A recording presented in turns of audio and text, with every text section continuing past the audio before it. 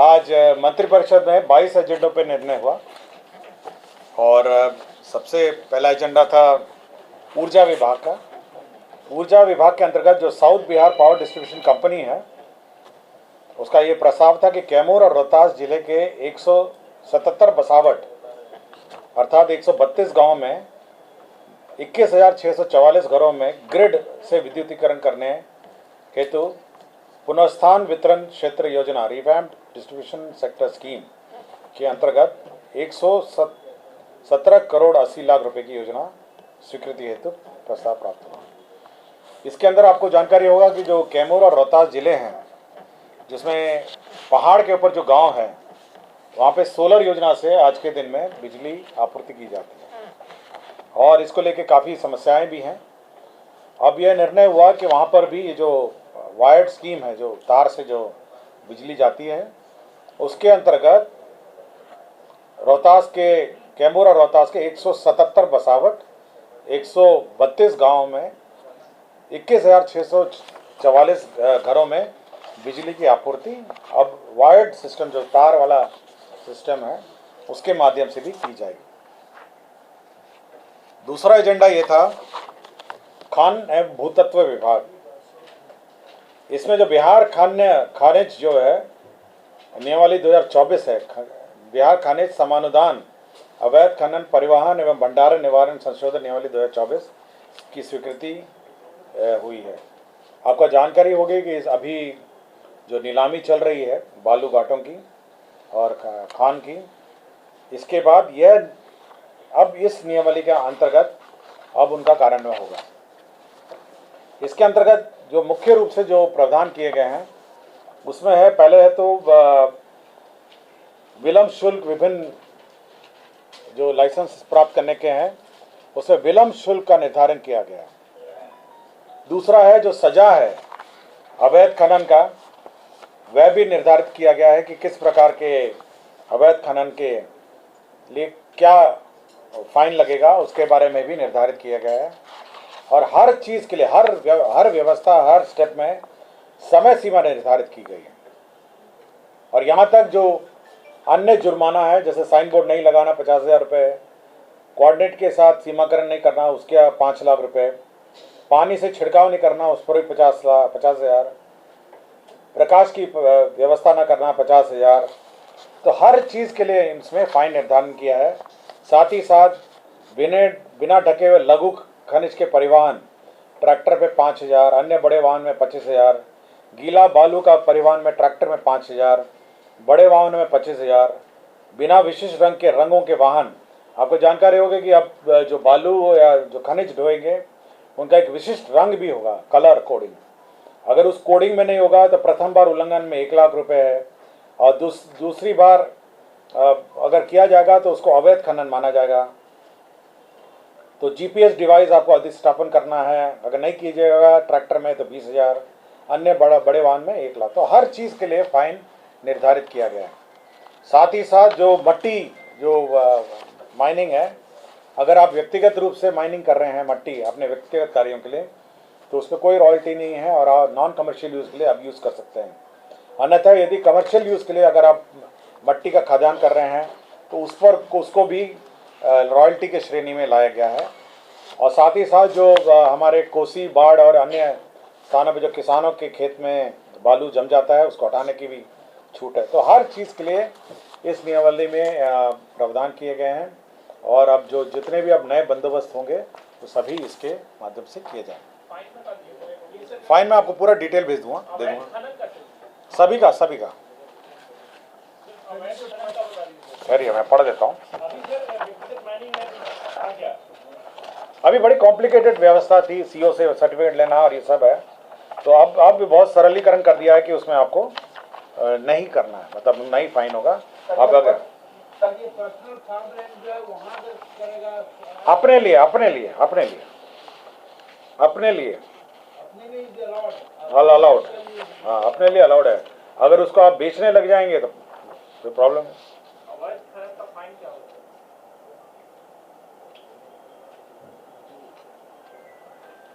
देखिए अगर आपका फाइन लगेगा ट्रैक्टर एवं ट्रॉली पे है 1 लाख का शमन शुल्क, मेटाडोर हाफ ट्रक 407 408 में है 2.5 लाख रुपए।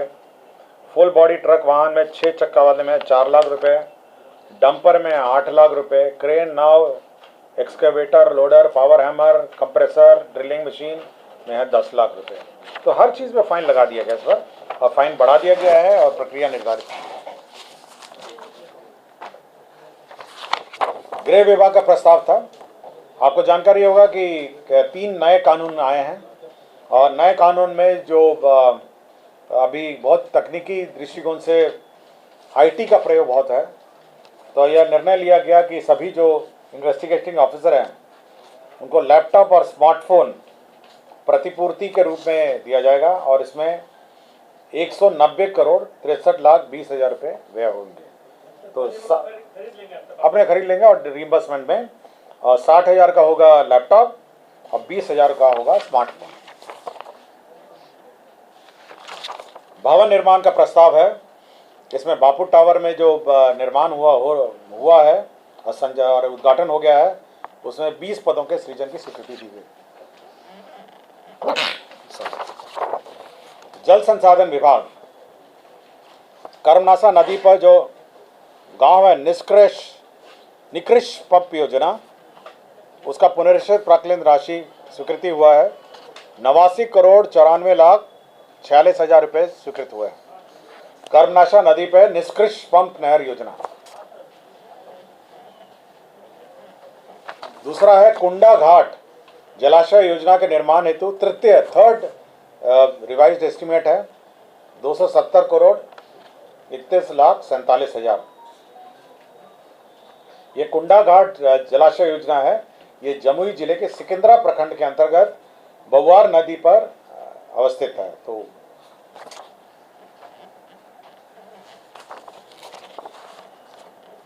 जल संसाधन विभाग का एक बीसीएफ का प्रस्ताव आया है।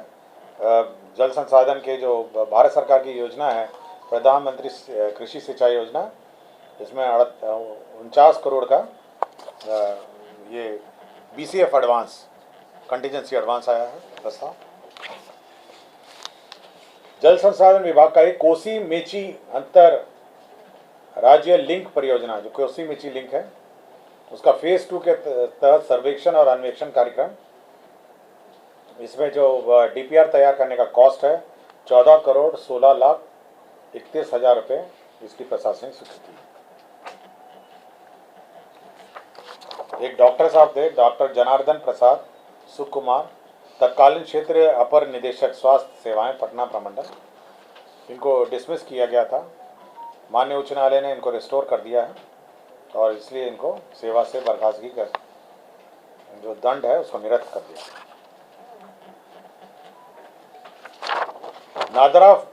डॉक्टर नादरा फातिमा चिकित्सा पदाधिकारी सदर अस्पताल बांका है। ये 14/7/2016 से अनधिकृत रूप से अनुपस्थित है, इनको सेवा से बर्खास्त किया गया। स्वास्थ्य विभाग के अंतर्गत बिहार फार्मासिस्ट संवर्ग के मूल कोटि के पदों पर नियुक्ति एवं उनकी सेवा शर्तों के निर्धारण हेतु बिहार फार्मासिस्ट संवर्ग संशोधन नियमावली 2024 का गठन किया गया।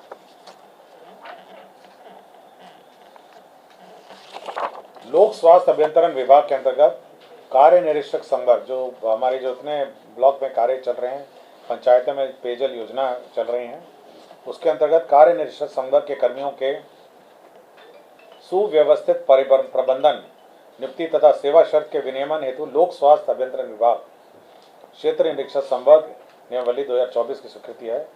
इसके अंदर करीब 1114 कार्य निरीक्षक पदों का सृजन पूर्व में हो गया है, उन्हीं की सेवा शर्त नियमावली है। श्रम संसाधन विभाग के अंतर्गत मोकामा में आईटीआई का जो पद है उसका सृजित हुआ है। अब 43 पदों का आईटीआई मोकामा में पद सृजित हुआ है। सामान्य प्रशासन का ये था कि जो तकनीकी सेवा आयोग है उसको जो एग्ज़ाम कंडक्ट कराने के लिए 6 करोड़ का बीसीएफ एडवांस अग्रिम लिया गया है। सामान्य प्रशासन का ही बिहार लोक सेवा आयोग के अध्यक्ष की अनुपस्थिति में जो वरिष्ठतम सदस्य हैं, वे जब प्रभार में रहते हैं, उनको 200 रुपये प्रति माह विशेष वेतन भत्ता दिया जाता है। इस विशेष वेतन भत्ता को बढ़ा के 15,000 कर दिया गया। कृषि विभाग के कृषि सेवा कोटि 3 रसायन समूह क एवं पदों का सृजन एवं पुनर्गठन हुआ है। बिहार कृषि सेवा पौधा संरक्षण के पदों का क और ख में पदों का सृजन एवं पुनर्गठन हुआ है। कृषि सेवा का ही कृषि अभियंत्रण समूह क और क पदों का सृजन एवं प्रत्यार्पण हुआ है।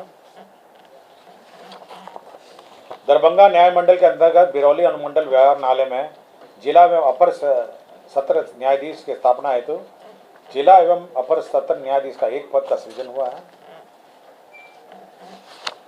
और बिहार उच्च न्यायिक सेवा जिला न्यायाधीश कोटि के स्वीकृत संवर्गीय पद बल के आधार पर प्रवर कोटि एवं अधिक काल वेतनमान के पदों का सम परिवर्तन की स्वीकृति दी गई है।